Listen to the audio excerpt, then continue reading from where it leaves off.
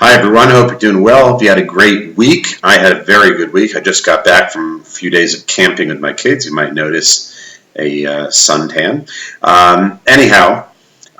This week is a special Shabbat. It's called Shabbat Nachamu, the Shabbat of comfort.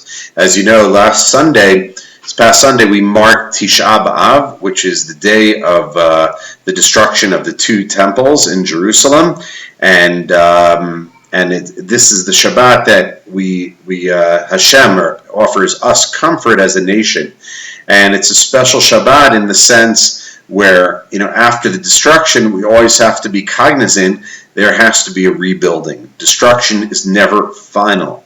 There always has to be rebuilding, and rebuilding is hard, but rebuild we must. As we all know, in 1948, the Jewish people returned to the land of Israel after 2,000 years practically of longing, and we rebuilt. We're still waiting to rebuild the third temple. We haven't gotten that far, but we always have to be prepared to rebuild, and it's a great personal message in life that you need to always be willing to dust yourself off, move on.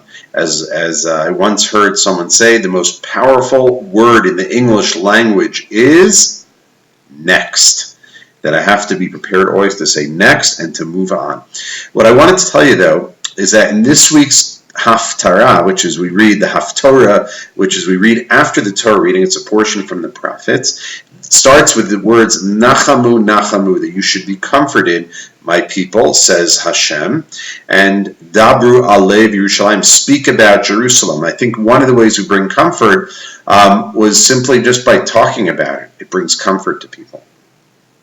What is really fascinating, here's the main message I wanted to share with you this week, is that from now there are 7 weeks until Rosh Hashanah. 7 weeks, that's it, it's short. And every single one of these weeks, in the Torah portion, the word Hayom appears. The word Hayom. What does Hayom mean? Hayom means today.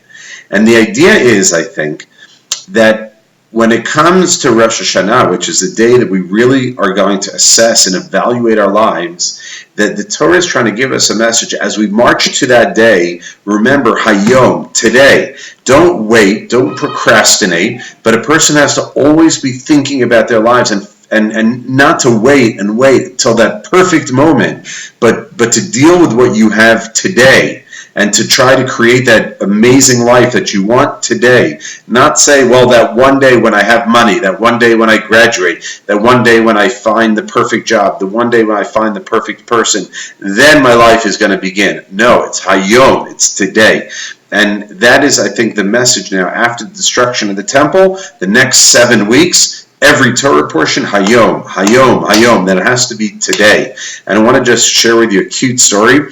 My 2 brother-in-laws were building a set of stairs at my mother-in-law's house. In the back, there was like four stairs that needed to be built to go from her kitchen down to the backyard. And so one of the brother-in-laws was took out a tape measure and a pencil and all kinds of stuff, and he was measuring and he's spending all this time measuring, trying to figure it out to make it perfect. Maybe it should be this way, that way. And while he's doing this, my other brother-in-law just went, got the wood, got the nails, got the hammer, and he built them.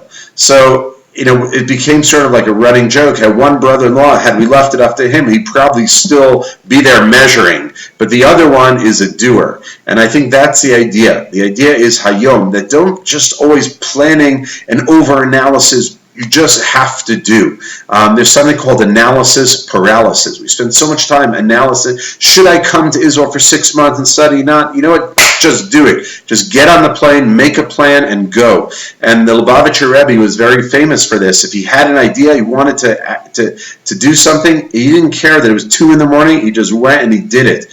And that's the idea, folks. If you're on fire, and even if you're not, light that spark, get it going, and just do it. Don't spend another minute wasting time and procrastinating. Should I? Yes, it's important to weigh and to balance and this and that, but at the end of the day, life is about doing, getting up and doing and just going for it. And if you make a mistake and you fall off your horse, you get back on and you keep doing. Stop wasting time. Let's move forward. Life is short, and remember that that we need to just build the steps and build and build and build and do it right away. So I want to bless you and wish you that this should be the greatest Shabbat of your life, at least until next week.